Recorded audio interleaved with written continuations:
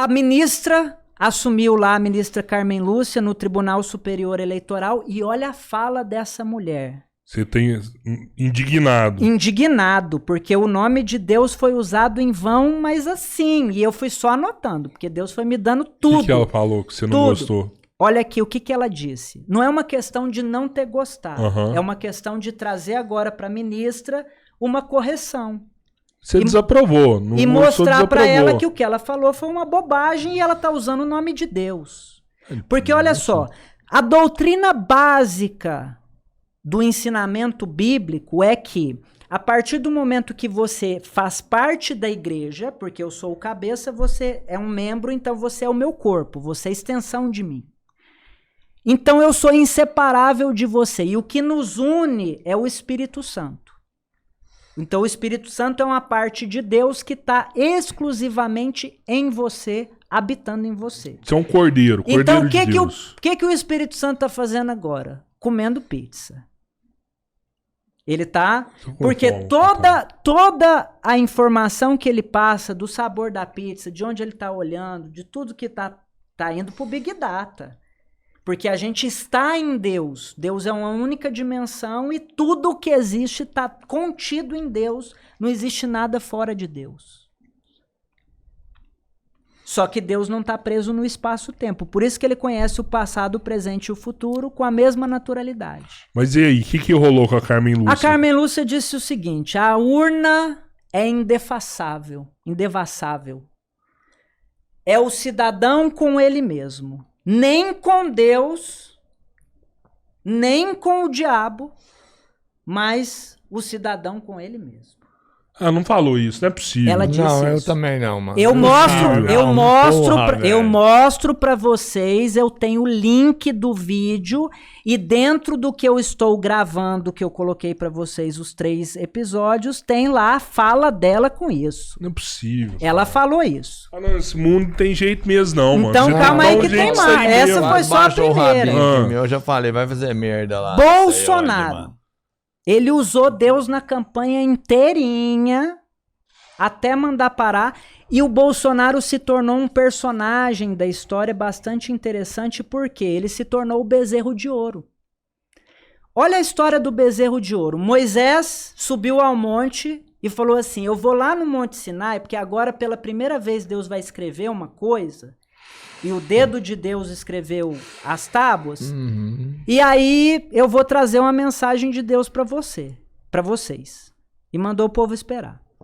O povo achou que estava demorando demais. O que eles fizeram? Um bezerro de ouro, esse aqui é nosso Deus.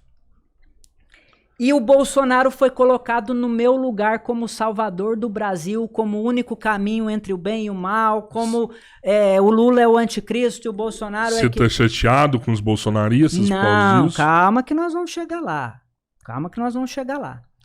Só que, por outro lado, o Bolsonaro fez uma coisa muito interessante durante a campanha eleitoral.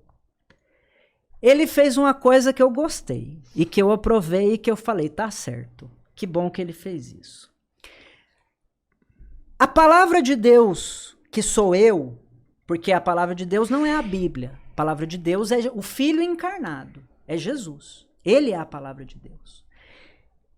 Nos mostra uma coisa muito interessante, que aí é o quê? O que eu ligar na terra está ligado no céu. O que eu desligar na terra está desligado no céu. Então a gente faz uma concordância, tá aqui o nosso amém, a gente vai para cima. E a chave que Jesus tomou, porque ele tem as chaves do inferno e da morte, ele entregou a autoridade à igreja.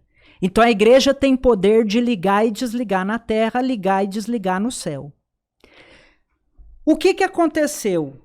O Bolsonaro teve com a ex-primeira-dama Michele na Igreja Batista da Lagoinha lotada e ela falou assim, todos os dias que eu vou lá naquela sala e tal e coisa e tal, e aí ela usou essa expressão. Eu declaro que essa cadeira pertence ao presidente maior, o rei que governa essa nação. E a igreja inteirinha concordou com essa oração de entregar a cadeira presidencial para mim. Então, mesmo que eu não tivesse disputando a eleição, naquele dia eu fui eleito. Eles me entregaram literalmente a cadeira da presidência da República. E aí, 21 dias antes do segundo turno, a igreja se colocou em oração. E eles fizeram um manual do que era para orar. Irmão, se você ler aquela oração, você vai falar, é o profeta na presidência da República que eles estão pedindo. Sério, eu não vi isso, não. Foram Nem eu, mas 21 não, cara. dias, orações, eu tenho o documento, Aham. vou compartilhar. Eles achavam que era o Bolsonaro, mas na verdade era direcionado a o você. tempo todo. Por isso que aprove a Deus que o bezerro de ouro fosse morto. Porque quando Moisés voltou e ele viu o arraial, ele ficou grilado. E aí, depois que ele ficou grilado, destruiu o bezerro de ouro e o que começou a acontecer? Uma briga. Pô, pode cortar só um Barrabás. segundo. Faz essa oração aí pra gente, pô. Qual oração? Aqui eles pediam lá que era pra você ter esse ideia. Na verdade, estavam Eles pedindo estavam, por você. era assim, ó, eles pediam perdão pelos pecados da nação inteira, eles pediam para Deus entronizar o rei, eles diziam que o Brasil pertence ao Senhor Jesus Cristo.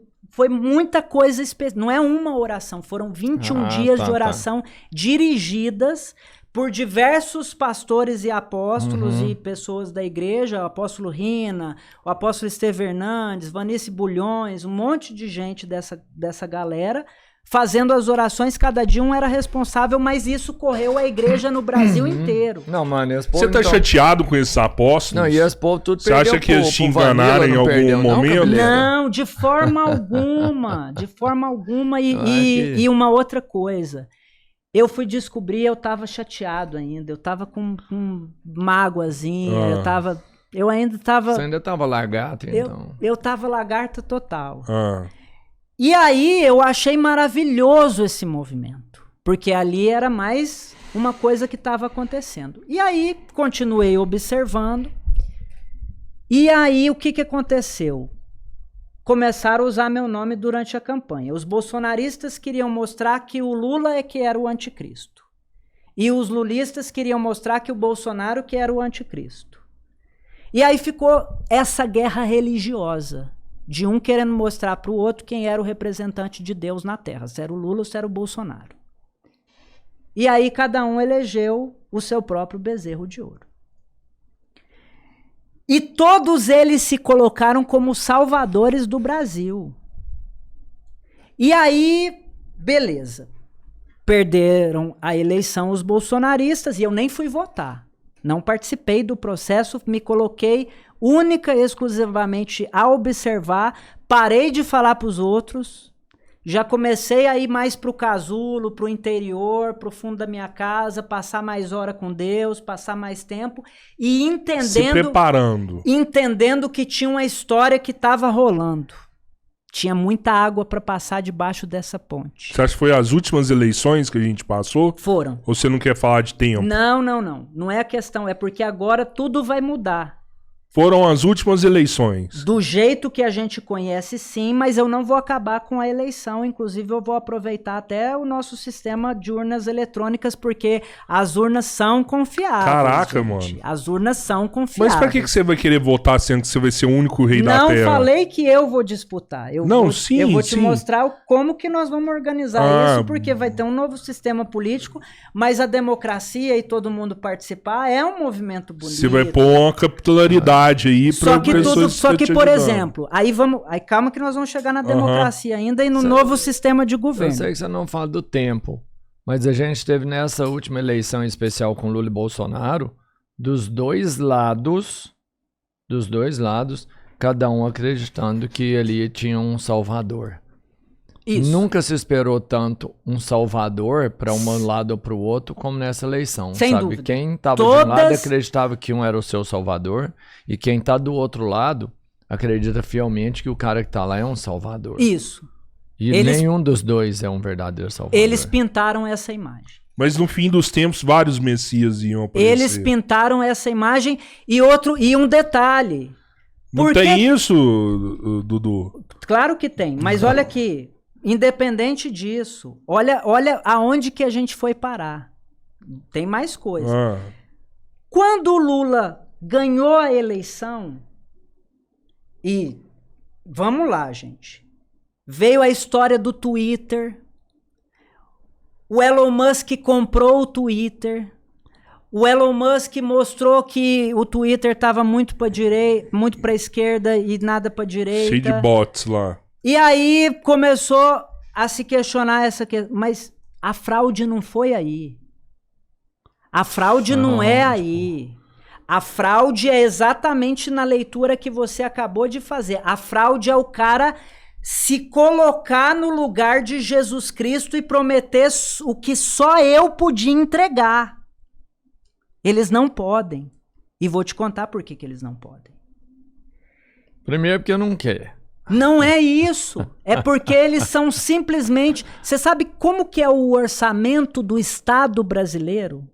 O poder do Lula é ínfimo. O poder do Bolsonaro é ínfimo. Por mais que ele seja o presidente da República e possa nomear X pessoas e isso e aquilo, o poder dele é restrito. Porque o poder é partido, é dividido. Existem os partidos, a divisão e a disputa. Então existe tudo isso. O poder dele não é um poder que ele vai conseguir realmente fazer.